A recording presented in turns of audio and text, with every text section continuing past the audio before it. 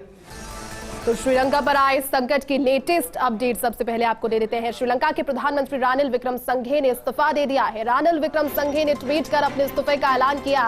कहा, नागरिकों की सुरक्षा सुनिश्चित करने के लिए फैसला। अब श्रीलंका में सर्वदलीय सरकार बनेगी। श्रीलंका में स्पीकर के आवास पर आपात बैठक हुई और स्पीकर के आवास पर हुई इस आपात बैठक में ये फैसला लिया है। बैठक में स्पीकर को कार्यवाहक राष्ट्रपति बनने के लिए कहा गया, क्योंकि राष्ट्रपति का भी इस्तीफा अब आ गया है। तो ये पूरा का पूरा माहौल बिगड़ने के बाद में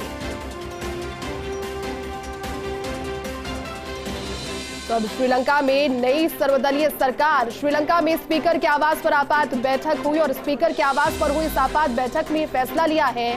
बैठक में स्पीकर को कार्यवाहक राष्ट्रपति बनाने को कहा गया है और कोलंबो में बड़ा कोहराम। सरकार जिस तरह से डगमगाई, ये एक तरीके का सल्यूशन, एक तरीके का समाधान, रास्ता, बीच का रास्ता निकाला गया है, क्योंकि अब श्रीलंका में हालात अराजक हो गए हैं। आज जो श्रीलंका से तस्वीरें सामने आई, वो किसी भी देश के लिए ऐसी तस्वीरें सामने आना उसकी गुडविल के लिए भी अच्छा नहीं है।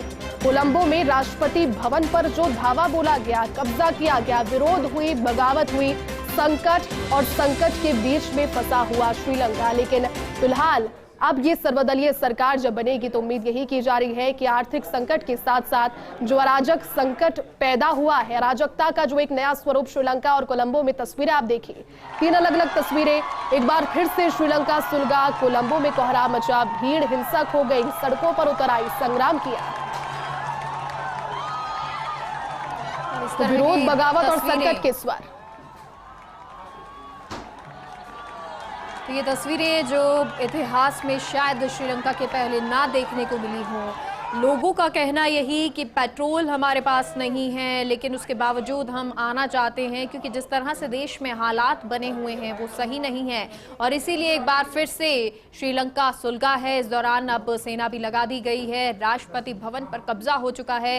प्रदर्शन में जय सूर्या भी शामिल और ये तस्वीरें भी सामने आई प्रदर्शन के दौरान की। वहीं जब कब्जा हुआ उस दौरान की तमाम जो लोग हैं श्रीलंका के वो पहुंचे, गुस्साए हैं लोग।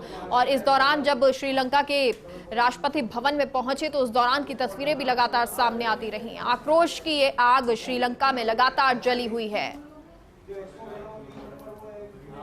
इस समय श्रीलंका की इकोनॉमी जो है बिल्कुल डामाडोल है और वहाँ के नागरिक हैं जो साफ तौर पे कहते हैं इसके लिए केवल और केवल राजापक्षा फैमिली जिम्मेदार हैं।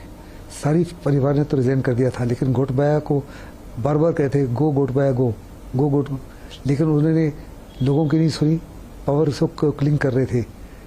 तमाम कोशिशों के बावजूद पुलिस की वजह से या सिक्योरिटी फोर्स के लोग, भीड़ ने उनके घर के ऊपर कब्जा कर लिया और कहा जा रहा है कि गोटबाया जो है देश को छोड़ के भागे हैं। उनका जो हैवी लगेज है एक नेवल शिप में शिफ्ट कर दिया गया है और कुछ लग्जरी गाड़ियां जो है एयरपोर्ट पे जा रही है। उनमें कौन कौन जा रहा है, कहाँ जा रहे हैं, ये तो मालूम नहीं है।